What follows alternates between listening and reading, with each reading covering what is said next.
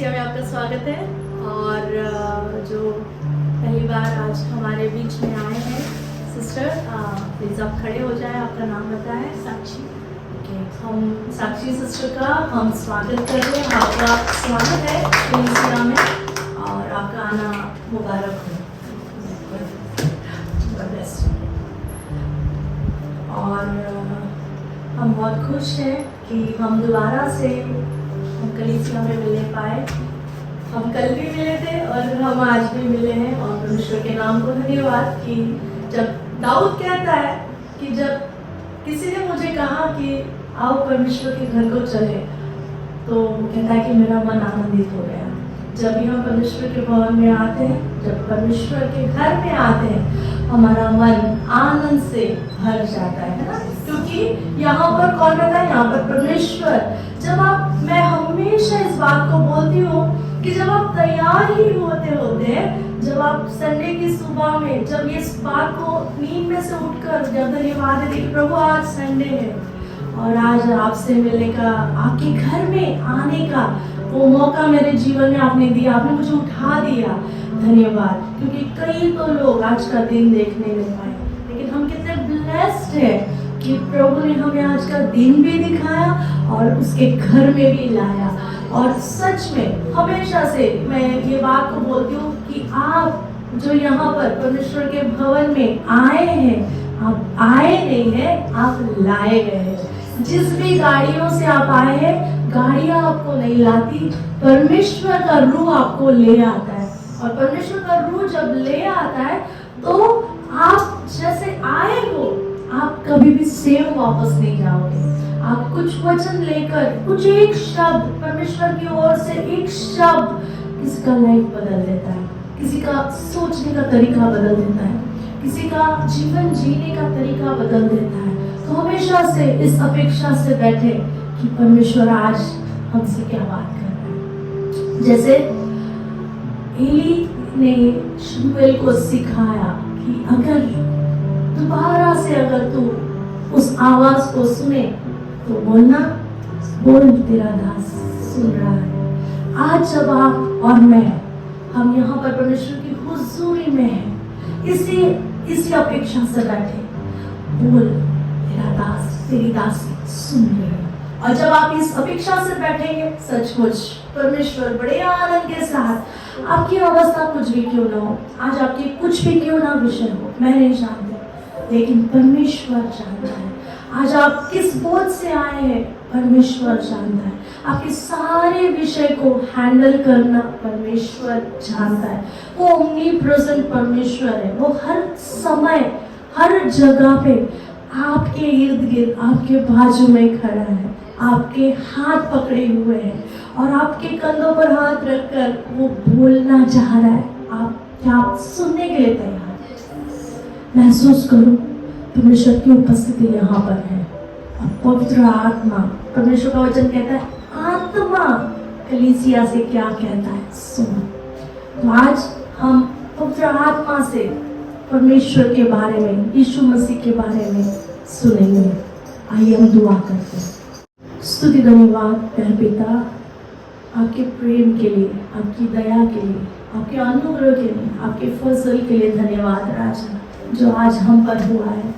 बड़ी प्रेम के साथ खुदा, आप जब हमें देख रहे हो खुदा, हम भी आपको वैसे ही देखना चाहते हैं, हम वैसे ही आपसे सुनना चाहते हैं राजा।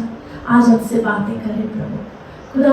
आज कुछ भी क्यों ना दिल की हालत रहे, लेकिन खुदा आपकी योजना से हमारा दिल तरोताज़ा होने पाए राजा। आपके वचन के द्वारा खुदा हमारे चेहरे की रौनक बदल जाए राजा। आज आपके वचन के द्वारा प्रभु हमारे अंदर का आनंद उमड़ने पाए राजा। ऐसा करने के लिए धन्यवाद राजा। पवित्र आत्मा, आगे का सारा समय आपके हाथों में सौंपती हूँ। आज आप बात करें राजा, और आज ऐसी बात करें राजा ताकि जीवन बदलते जाए। प्रभु यीशु मसीह के नाम से मांगते सुना ग्रहण कर, आमीन। Praise the Lord. आज के लिए परमेश्वर की ओर से एक विषय आया है और मैं आप सबों को ये बात को बताना चाहती हूँ कि आज का विषय है कभी भी कभी भी कभी भी हिम्मत ना हारे। और इस विषय को जब मैं सोच रही थी कि परमेश्वर इस बात को जब सिखा रहा था, सचमुच लाइफ में बहुत सारी चीजें आती हैं, बहुत से उतार चढ़ाव आते हैं। कभी बहुत खुश होते हैं हम, और जब हम बहुत खुश होते हैं तब हम लोगों से घिरे रहते हैं, लेकिन परमेश्वर के साथ नहीं होते। और जब दुख में होते हैं तब लोग छोड़ चले जाते हैं, लेकिन परमेश्वर को पुकारते हैं। और परमेश्वर तब किसी मनुष्य के समान ऐसा नहीं बोलता, अरे तू तो भूल गया था, अब मैं नहीं आऊंगा। परमेश्वर कहता है, मैं तब भी तेरे साथ था, अब भी मैं तेरे साथ हूँ। जब जब तू मुझे पुकारता है, मैं तेरे बाजू में ही होता हूँ। तू कितने जोर से पुकार रहा है, मानो मैं पर्वत पे हूँ, लेकिन मैं तो तेरे करीब हूँ। मैं तो तेरे दिल के करीब हमेशा से था, हमेशा से मैं तेरे हाथ को थामे हूँ, तू ही हाथ छोड़कर चला जाता है। परमेश्वर बड़ी दया के साथ, बड़े प्रेम के साथ, हमारा परमेश्वर प्रेम है। वो वचन कहता है कि गॉड इज लव। हमारा परमेश्वर प्रेम है, वो हर समय प्रेम में बना रहता है। हम कभी कभी गुस्सा हो जाते हैं, हम कभी कभी कुड़कुड़ाते हैं, हम कभी कभी निराश हो जाते हैं, कभी कभी हम समझ नहीं आता है कैसे रिएक्ट करना है, हम कभी कभी अजीब सा रिएक्ट करते हैं, लेकिन परमेश्वर तो हमेशा प्रेम में बना रहता है। और वो कहता है, हमें वो हिम्मत के बारे में बोलता है कि हिम्मत ना हारो, मैं हूँ, सब चीजें मैं कंट्रोल करना जानता हूँ, तुम नहीं समझते हो, लेकिन मेरे पास तुम्हारे लिए एक योजना है। और इन बातों को जो परमेश्वर बताते हैं, सिखाते हैं, कैसे सिखाते हैं, तो वचनों के द्वारा हमें एक एनकरेजमेंट आती है। आज हम देखेंगे कि लूका रचित सुसमाचार उसका 18 अध्याय और 1 से 8 वचन। लूका रचित सुसमाचार उसका 18 अध्याय और 1 से 8 वचन। पहला वचन मैं आपके लिए पढ़ती हूँ। फिर उसने इसके विषय में कि नित्य प्रार्थना करना और हियाव न छोड़ना चाहिए, उनसे यह दृष्टांत कहा। यहाँ पर यीशु मसीह अपने चेलों को कुछ बातें सिखा रहे हैं, और वो कह रहे हैं कि कैसे तुम्हें निरंतर प्रार्थना करनी है और कैसे हियाव नहीं छोड़ना है। उसके विषय में यीशु मसीह एक दृष्टांत में बता रहे। एक दृष्टांत मतलब एक स्टोरी बता रहे। एक जैसे कि हम बचपन में सुनते थे कि मैं बचपन में बहुत कॉमिक पढ़ा करती थी, तो तब उस समय में वो हमारे मराठी कॉमिक्स चांदोबा और मतलब उसमें कुछ कुछ बातें वो सिखाते थे कि एक स्टोरी आती थी और उसके नीचे एक क्या बोलते हैं कि एक सीख रहती थी कि तुमको कैसा रहना है, तुमको कभी भी लालच नहीं करना है, जैसे मुहावरे रहते हैं वैसे एक सीख आती थी। तो उससे मतलब स्टोरी से हम कुछ सीखते हैं, किसी की स्टोरी से, किसी के अनुभव से हम सीखते हैं। तो यीशु मसीह यहाँ पर एक दृष्टांत बता रहे हैं, और वो किस विषय में बता रहे हैं, वो शिष्यों को बता रहे हैं कि कैसे तुमको निरंतर प्रार्थना करनी है।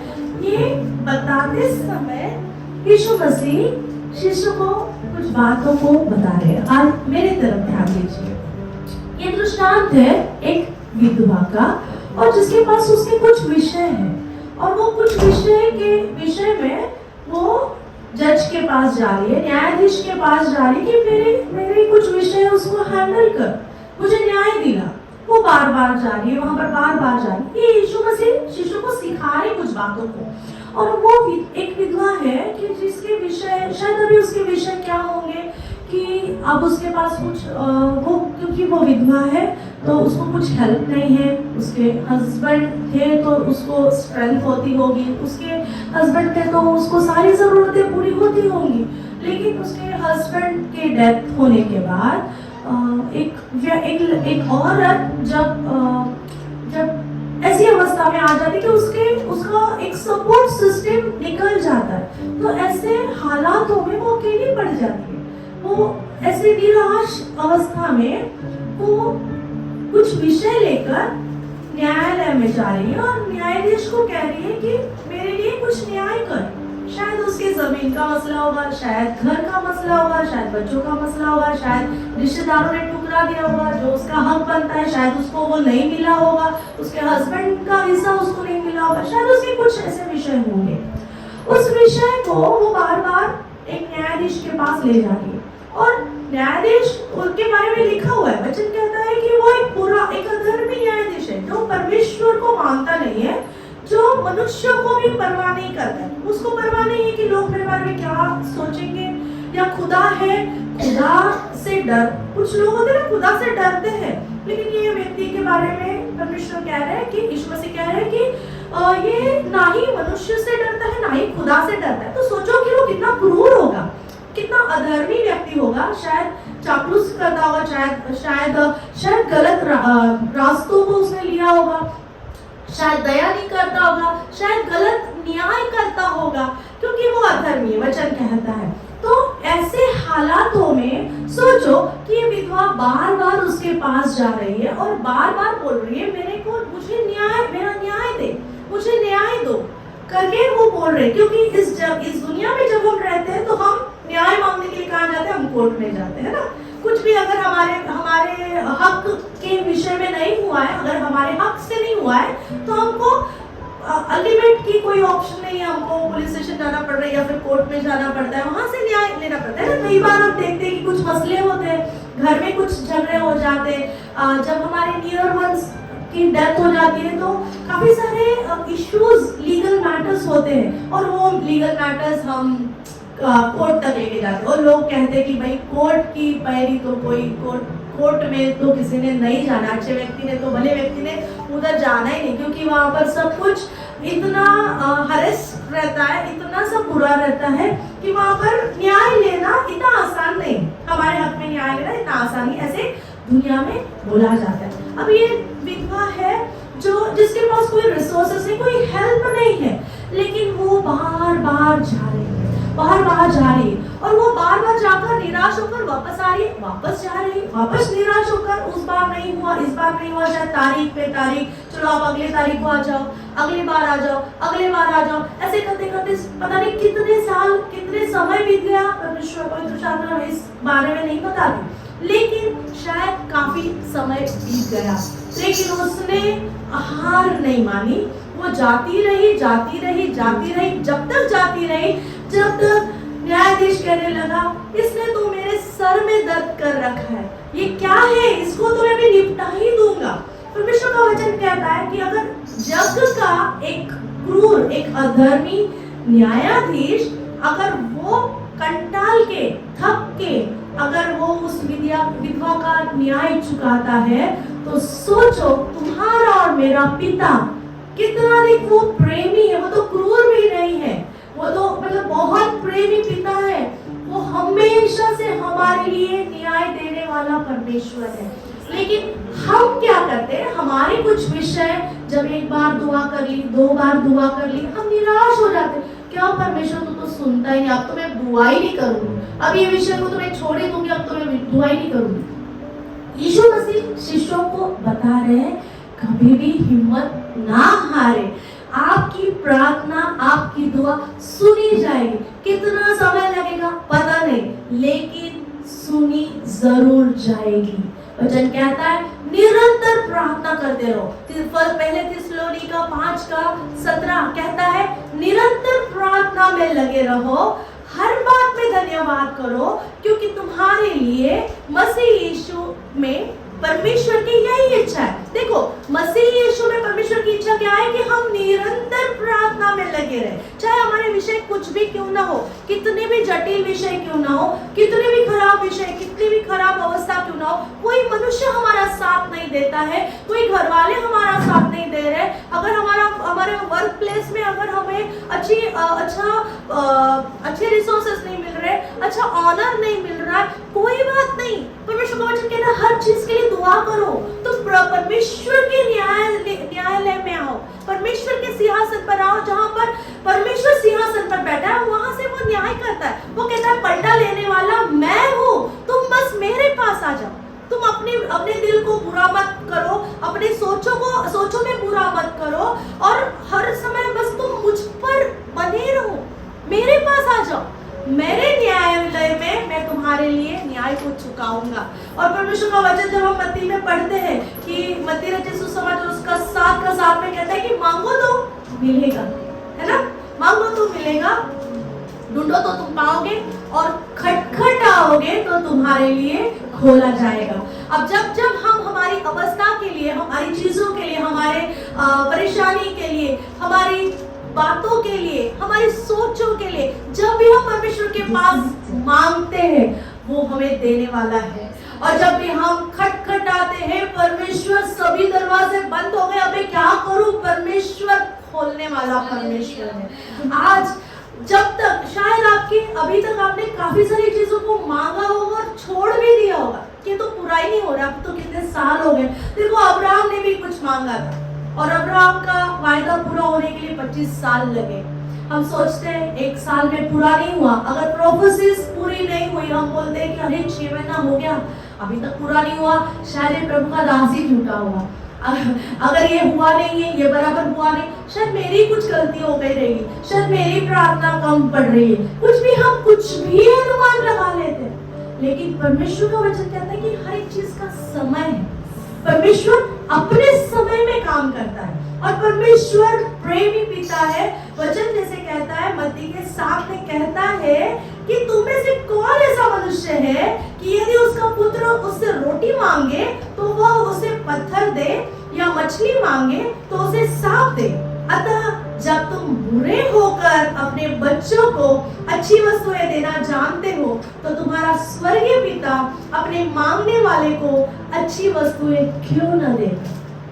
मैं आपको एक अच्छे स्वर्गीय पिता से मिलवाना चाहती हूँ कि वो हमारे लिए अच्छी वस्तुएं देने पर है, लेकिन वो चाहता है कि मेरा बेटा, मेरी बेटी उससे मांगे और कभी भी हिम्मत ना हारे।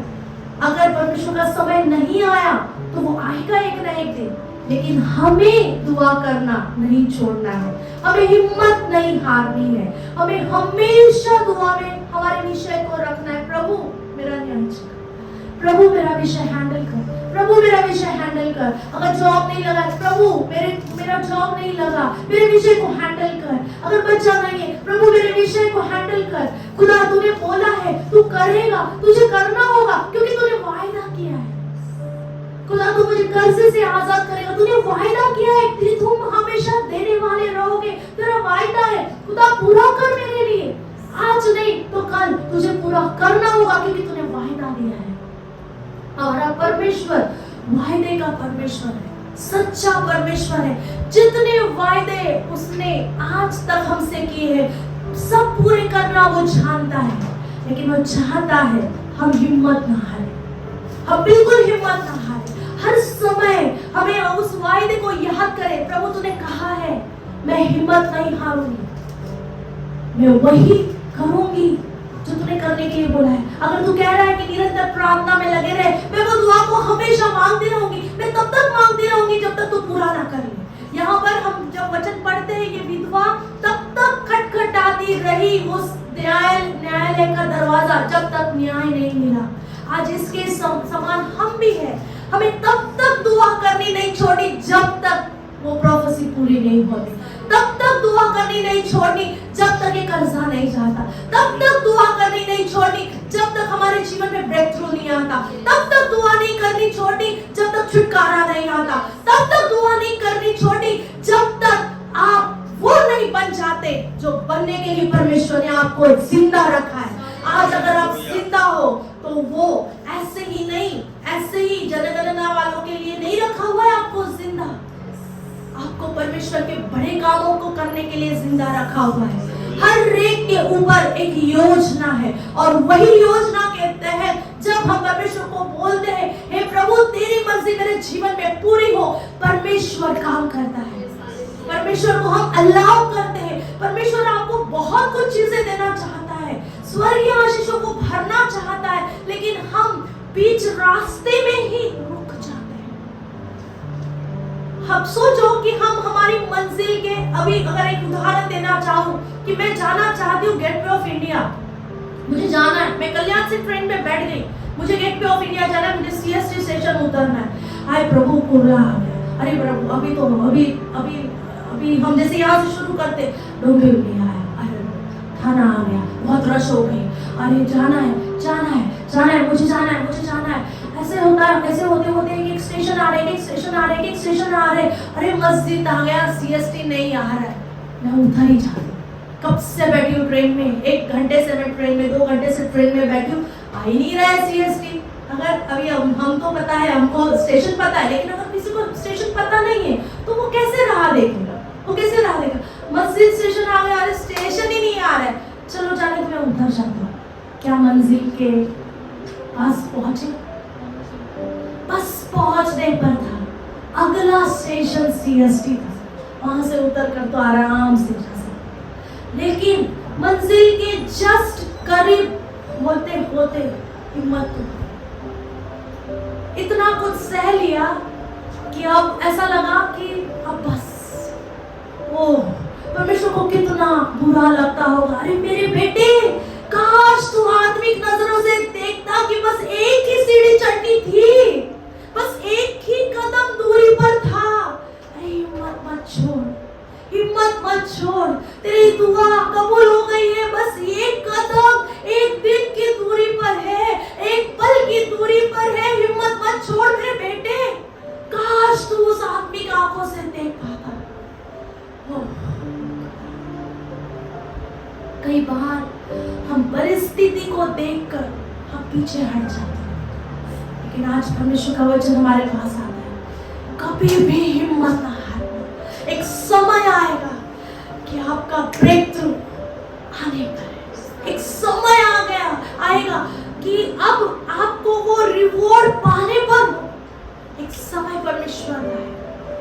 बस हिम्मत ना हारे, दुआ करते रहे, प्रभु तू पूरा करेगा, प्रभु तू पूरा करेगा। मैं विश्वास करती हूँ प्रभु, ओ यीशु मसीह, असंभव को संभव करने वाला परमेश्वर। मैं देखती हूँ कि असंभव है, मेरी नजर से असंभव है, दुनियादारी की नजर से असंभव है। प्रभु रिपोर्ट तो कुछ और ही कह रहे हैं, हालात तो कुछ और ही कह रहे हैं, मेरे डब्बे तो खाली है परमेश्वर, मेरी अवस्था खाली है, मेरी तिजोरी खाली है, अवस्था तो कुछ और ही कह रही है, लेकिन असंभव को संभव करने वाला परमेश्वर यीशु मसीह वो हमारे साथ है। और कह रहा है, हिम्मत मत हार मेरे बेटे, हिम्मत मत हार मेरी बेटी, मैं वादों को पूरा करने पर बस थोड़ा इंतजार कर ले। आज जब हमने सुबह सुना, थोड़ा इंतजार कर ले, बस थोड़ा इंतजार कर ले। सोचो, इजरायली लोग उस मिस्र से निकल चुके और लाल समुद्र के पास आकर खड़े हो गए। अब समझ नहीं आ रहा है कि कहाँ जाना है, आगे तो पानी है, पीछे तो सेना है फारो की, कहाँ जाए। ओह, परमेश्वर मूसा को कहता है, अरे तेरे पास लाठी दी है ना, मार और रास्ता निकल। अब सोचो कि तब जब वो रास्ते से चल रहे होंगे, क्या मंजर होगा, क्या नजारा होगा कि परमेश्वर, अब कुछ समय पहले तो ये पूरा पानी नजर आ रहा था, कुछ समय पहले हम जब देख रहे थे कहीं रास्ता नहीं था, कुछ समय पहले लंबे से लंबे तक देख रहे हैं, लेकिन समुद्र कुछ खत्म ही नहीं हो रहा आंखों से। लेकिन परमेश्वर ने एक समय में वो जैसे लाठी मारी मूसा ने, समुद्र 2 भाग हो गया, लहरें खड़ी हो गई और दीवार बन गई और रास्ता आ गया और रास्ते पर लोग चलते गए। एक भी इजरायली मौत के घाट नहीं उतरा, एक भी इजरायली मरा नहीं। छोटे से छोटा, बड़े से बड़ा, बुजुर्ग, और उनके साथ में कई सारे भेड़ थे, बकरियां थी, कई सारी चीजें थी, ऊंट थे, कुछ और भी चीजें होंगी, लेकिन सब पार हो गए। वो आधे रास्ते में आके पीछे मुड़ के देख रहे हैं, अरे फारो की सेना भी हमारे पीछे आ रही है, अरे बाप रे, दौड़ो। लास्ट का व्यक्ति जब तक पार नहीं हुआ, समुद्र वैसे की वैसे सूखी भूमि में लास्ट का व्यक्ति पार हो गया। फारो की सेना समुद्र के बीच में आकर खड़ी हो गई, और जब लास्ट व्यक्ति, एक लास्ट बछड़ा, एक लास्ट भेड़ा, एक लास्ट जो कुछ भी इजरायलियों के साथ था, वो लास्ट जब पार हो गया, उस समंदर फिर वो जो सूखा रास्ता फिर समंदर बन गया।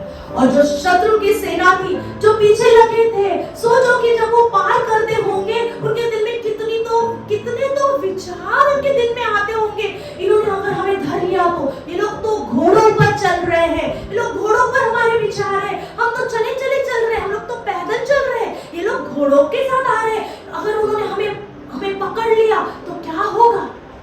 कई बार परिस्थिति ऐसी आती है, हम परिस्थिति से घिरे हुए, हम लोगों की उनके शब्द दिल पे चीर जाते हैं, उनकी बातों से हमारे दिल छिद जाते हैं, हमको लगता है हम इसमें से कभी भी उभर नहीं पाएंगे। लेकिन एक समय आएगा प्रियो, परमेश्वर तुच्छता से निकाल कर शिरोमणि बनाने पर है, वो राख से निकाल कर आपको वो अच्छे वस्त्र देने पर है। ओ परमेश्वर ने आपके लिए, हर एक के लिए, मेरे लिए, आपके लिए एक योजना को रखा हुआ है। जब तक आपकी योजना, आपके ऊपर की योजना पूरी नहीं हो जाती, आप ना ही मरेंगे, ना ही शत्रु आपको मार पाएगा, ना ही वो आपको चुरा पाएगा, ना ही घात कर पाएगा, क्योंकि आपके ऊपर परमेश्वर की योजना है। लेकिन ये योजना पूरी कैसी होगी? जब आप और मैं कहते हैं प्रभु तेरी मर्जी को पूरा कर। हालात कुछ भी क्यों ना, मेरे आज हालात कुछ भी क्यों ना, लेकिन मैं जानती हूँ तू परिस्थिति बदलने वाला, असंभव को संभव करने वाला, तू मुर्दा अवस्था को जिलाने वाला, तू मरुभूमि में नदियां बहाने वाला परमेश्वर। हम कोई साधारण देवी देवताओं को नहीं, हम जिंदा परमेश्वर जो हमारे साथ साथ चलता है, हमारे न्याय के लिए लड़ता है, कहता है मैं लड़ूंगा तेरे लिए। आज अगर आपके पास कोई हेल्प नहीं, आज आप इस विधवा के समान अगर अकेलेपन में जूझ रहे हैं, परमेश्वर कहता है मैं तेरे लिए लड़ूंगा, मैं तेरा वकील हूँ, मैं तेरा मुकदमा लड़के तुझे जीत लाऊंगा। आज प्रियो परमेश्वर का वचन हमारे पास आ रहा है, हिम्मत ना हारे, आप बस आपकी मंजिल के करीब है, बिल्कुल अपने उद्धार को थामे रहे। क्या पता परमेश्वर आज, यीशु मसीह आज ही रात आने पर है, तो बाकी सारी कल की चिंता तो रह ही जाएगी। जिन चिंताओं को आप कल क्या होगा, मेरे बच्चों के स्टडीज कैसे होंगे, कैसे मेरे हालात कैसे बदलेंगे, और मैं क्या करूंगी आगे, फ्यूचर मेरा कैसा फ्यूचर होगा, अरे इन सब बातों के लिए आज सोच रहे हो, आज यीशु मसीह आ गया तो चिंता कहाँ रह गई, वो बातें कहाँ रह गई, वो तो यहीं पे रहने वाली है। आप आज जिनके लिए सोच रहे हो, वो उनके उद्धार के लिए सोचो, उनके रिसोर्सेस के लिए नहीं, उनके उद्धार के लिए सोचो। क्या आज अगर यीशु मसीह आए तो मेरा पूरा घराना उठा लिया जाए, मेरा पूरा घराना उद्धार में आने के लिए ये दुआ करो। निरंतर दुआ किसके लिए करनी है? हमारे परिवार के लिए, हमारे खुद के उद्धार के लिए, कि अगर आज यीशु मसीह आए तो मैं क्या उसके साथ जाने के लिए तैयार हूं। हिम्मत ना हारे, हमारे दिन बदलने पर है, यीशु मसीह हमारे दिनों को बदलने पर है, हम उठा लेने पर है, यीशु मसीह आने पर है, और हम जो उसकी महिमा के वस्त्र पहनकर उसके साथ में उठा लेंगे। हम इस अवस्था में हैं, आप चिंता नहीं करें, इस दुनिया की चिंता में ना करें, अपने आप को उद्धार से थामे रखें। मैंने एक स्टोरी को सुना था, एक किसान था, और उस किसान को एक हवा का झोंका आया उसके खेत में, और एक छोटा सा उकाब का बच्चा उड़कर आया, और किसान ने उस बच्चे को ले लिया, और उसके पास कुछ चूजे थे, कुछ मुर्गियों के बच्चे थे, उनके साथ में उसने वो उकाब के बच्चे को रख दिया, उनके साथ में छोटे छोटे बच्चे, छोटे छोटे मुर्गियों के बच्चे, चूजे, उनके साथ में उकाब का बच्चे को भी रखा। और किसान ने एक बहुत अच्छी बात करी कि उसके दोनों पैरों को बांध के रखा, क्योंकि कहीं उड़ ना जाए। और फिर जैसे जैसे ये मुर्गियां बढ़ती गई, वैसे उकाब भी थोड़ा थोड़ा बढ़ रहा है। और जब बढ़ रहा है तो वो अपने आप को देख रहा है कि मैं कहीं भी सेटल नहीं हो पा रहा हूँ। मैं इनके साथ हूँ, लेकिन मैं इनसे अलग दिख रहा हूँ। मेरी दिखावट अलग है। ये जो खा रहे हैं, ये कीड़ा मुर्गी खा रहे, लेकिन मेरे को ये पसंद नहीं है, लेकिन मैं खा रहा हूँ। और जैसे इनके पंख है, मेरे तो कुछ और ही पंख है। और पता नहीं क्यों मेरे मालिक ने मेरे पैरों को बांध के रखा हुआ है। ये लोग इधर उधर घूम रहे, लेकिन मेरे मालिक ने मेरे पैरों को बांध के रखा हुआ है। वो सोचता है, काफी समय तक सोचता है, और वो कहीं भी सेटल नहीं हो रहा है। वो चाहता है कि मैं भी इनके समान इधर उधर फुदफुदाऊं, मैं इधर उधर जाऊं, लेकिन उसके पैर बंधे हुए। और एक दिन ऐसा, जब ये बड़े हो रहे, सब बड़े हो गए, एक दिन ऐसा हुआ कि उसने आसमान की ओर नजर लगाई और उसने देखा साफ नीले आसमान में कोई पक्षी उड़ रहा है, और उसके पंख बहुत बड़े हैं और वो उड़ रहा है ऊपर, और बहुत अच्छी ऊंचाई पर उड़ रहा है। जब उसने उसको देखा, उसके अंदर एक जोश आया।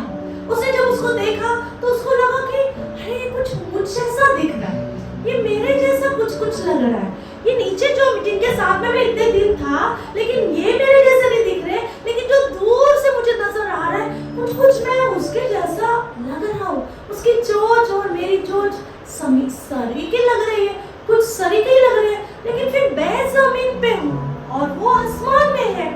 तो उसने कुछ थोड़ा सा कोशिश की, उसने थोड़ी कोशिश की, झटपटाने की कोशिश की, झटपटाने उसको देखते देखते वो इसने यहाँ पर उसको देख के थोड़ी सी कोशिश की, उसकी रस्सी टूट गई।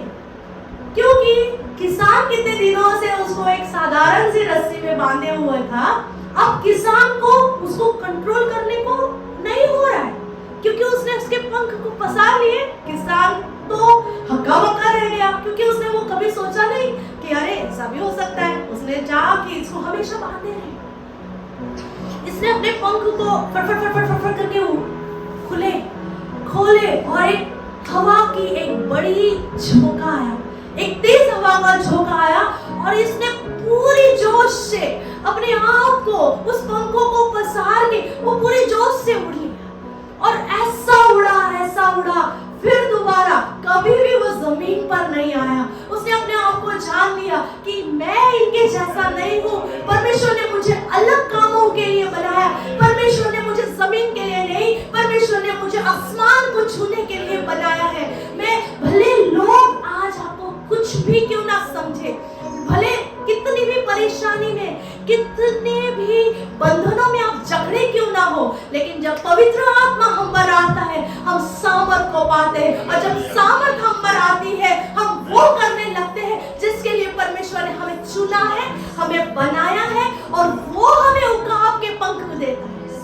आज मैं आप सबको एक बात बताना चाहती हूँ, आप सबों में उकाब का हृदय है। सबों में बोले, मुझ में उकाब का हृदय है। मैं ऊंचाई पर उड़ने के लिए बनाया गया हूँ। मैं तुच्छ नहीं, मैं कुछ नहीं, तो मैं सिर के लिए बनाया गया हूँ। और मेरा परमेश्वर उस हवा के झोंके का मैं इंतजार करूंगा। मैं उस हवा के झोंके का, तब तक मैं मेरे दुआ से मैं अपने आप को फड़फड़ाता रहूंगा। जब पवित्र आत्मा मुझ पर आएगा, मैं सामर्थ पाऊंगा, और उसी सामर्थ से मैं उस आसमान की ऊंचाई पर उड़ूंगा जहां पर परमेश्वर मुझे ले जाना चाहिए। ऐसा ही एक दिन ऐसा भी होगा, यीशु मसीह आएंगे, और जब यीशु मसीह आएंगे वो हमें उड़ा ले जाएंगे। हम उकाब के समान वैसे उसके सामने उठा ले जाएंगे। लेकिन तब तक हिम्मत ना हारे। मैं फिर से आऊंगी वहां पर, हिम्मत ना हारे। आप एक उकाब है, एक समय आएगा कि हवा का झोंका आएगा, आपको उड़ा ले जाएगा। एक समय आएगा, जैसे इस उकाब की स्टोरी में हमने सुना कि उसने वहां पर वो सेटल नहीं हुआ। शायद आज आपकी परिस्थिति में आप सेटल नहीं हो रहे हो, आपको बुरा लग रहा है, हार महसूस हो रही है, रिजेक्शन महसूस हो रही है, लोगों के ताने बर्दाश्त नहीं हो रहे हैं, अवस्था बर्दाश्त नहीं हो रही है। ऐसा लग रहा है, प्रभु कब तक मैं ऐसे रहूं?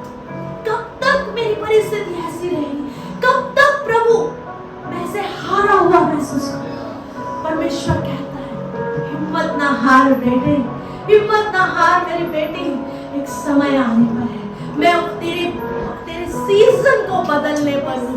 हमारे सीजन के स्विच वो चेंज होने पर, वो हमारे सीजन के गियर बदलने पर है। ओ हालेलुया। वो हम जिस गाड़ी में बैठे हैं, जिस जर्नी में हम बैठे हैं, उसका स्टीयरिंग परमेश्वर के हाथ में, पवित्र आत्मा के हाथ में है। हमें बस बैठना है, हमें बस अंदर बैठना है। अगर कार में बैठेंगे तो ही हम जाएंगे, जर्नी में जाएंगे। हमें बस उस पवित्र आत्मा से भरी हुई उस कार में बैठना है। पवित्र आत्मा खुद ब खुद ले जाए, खुद ब खुद स्टीयरिंग लगाएगा, चलाएगा, खुद ब खुद वहां ले जाएगा जहां पर हमें होना चाहिए। तो इसीलिए कभी भी, चाहे कुछ भी क्यों ना हो जाए, चाहे परिस्थिति कैसी क्यों ना हो, चाहे लोग ताने क्यों ना दे, चाहे लोग आपको नीचा क्यों ना दिखाए, चाहे आपके मन के जैसी बातें ना हो, चाहे आपके रिसोर्सेज अच्छे ना हो, चाहे आप भाड़े के घर से रह रहे हो, चाहे आपके पास अच्छी गाड़ी नहीं है, चाहे आपके पास कुछ भी अच्छा नहीं है, लेकिन फिर भी हिम्मत ना हारे, क्योंकि मेरा परमेश्वर, यहोवा यिरे परमेश्वर, वो मुहैया करने वाला परमेश्वर है, चमत्कार करने वाला परमेश्वर है। जहाँ पर कुछ नहीं है वहां पर वो लाने वाला परमेश्वर है, वो सूखी हड्डियों में जान लाने वाला परमेश्वर है। आज आपके कुछ भी सूखे विषय क्यों ना हो, आज उस विषय को जब पवित्र आत्मा छूता है, आप एक बड़ी सेना के रूप में खड़े हो जाते हो। जब हम Ezekiel 37 में पढ़ते, एक बड़ी सेना उठ खड़ी हो गई। आज वो बड़ी सेना आप और मैं है। आप उस उकाब के समान है जो अभी उड़ने पर है, और जब आप ऊंचाई पर उड़ोगे, हाय परमेश्वर के बहुत करीब रहोगे, परमेश्वर के बहुत करीब, लोगों से काफी ज्यादा दूर और परमेश्वर के करीब। इसीलिए हिम्मत ना हारे। मैं आपको और एनकरेज करना चाहती हूँ, कभी भी किसी भी हालात में कुछ भी क्यों ना हो जाए, कैसे भी क्यों ना हो जाए, हिम्मत ना हारे। परमेश्वर आपके साथ। आइए हम दुआ करते हैं। स्तुति धन्यवाद प्यारे पिता प्रभु यीशु मसीह के नाम से प्रभु जी, फिर एक बार हम आपको बहुत दिल से धन्यवाद देते हैं आपके वचन के लिए राजा। खुदा सचमुच कई सारे मौके आए प्रभु जी, हिम्मत टूट गई राजा। कई बार ऐसे मौके आए प्रभु, हमने हमारे मुंह को छुपा लिया।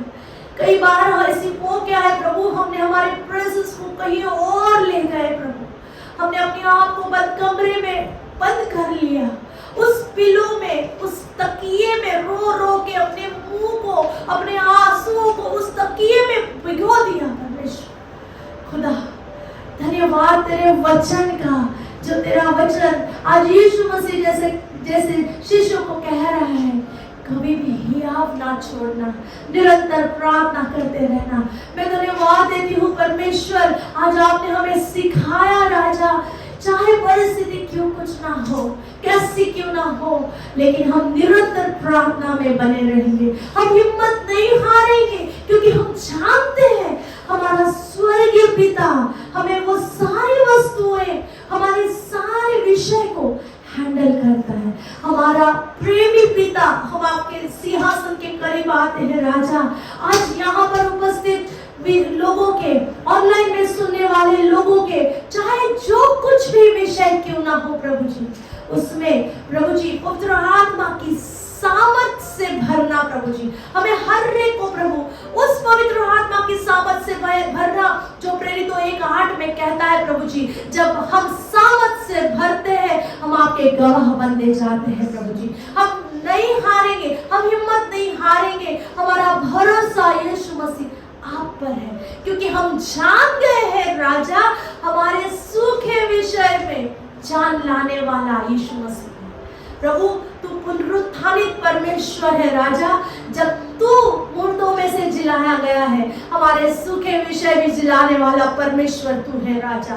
खुदा आज सभी विषय को आप हैंडल करें, और परमेश्वर इस प्रोफेटिक वर्ड के लिए हम धन्यवाद देते हैं प्रभु, कि हम कभी भी हिम्मत नहीं हारेंगे, क्योंकि हम विश्वास करते हैं हमारा पिता हमारे यीशु मसीह और हमारा सहायक पवित्र आत्मा हमारे साथ साथ चलता है। यीशु मसीह के नाम से प्रभु सुनने वालों पर अनुग्रह रखना राजा। जब भी कभी ये कलाम बांटने का समय है, जब भी कोई भी टाइम जोन में परमेश्वर ये कलाम जो भी कोई व्यक्ति सुने राजा, उनके जीवन में ये शब्द हिम्मत को लाने वाला रहे परमेश्वर। खुदा ऑनलाइन ऑफलाइन सभी लोगों को ब्लेस करे राजा। खुदा आपने मुझे इस्तेमाल किया, मैं धन्यवाद देती हूँ प्रभु जी। सारी बातों में परमेश्वर मैं घटती हूँ और परमेश्वर यीशु मसीह आपकी महिमा होने पाए राजा। पवित्र आत्मा आपने चलाया इसलिए धन्यवाद राजा। खुदा बाप आगे का सारा समय आपके हाथों में सौंपती हूँ। सारा मान, सारा आदर, सारा जलाल आप ही का है राजा। प्रभु यीशु मसीह के जिंदा नाम में मांगती हूँ, सुनो और पढ़े। आमीन। परमेश्वर आपको ब्लेस करे। शालोम।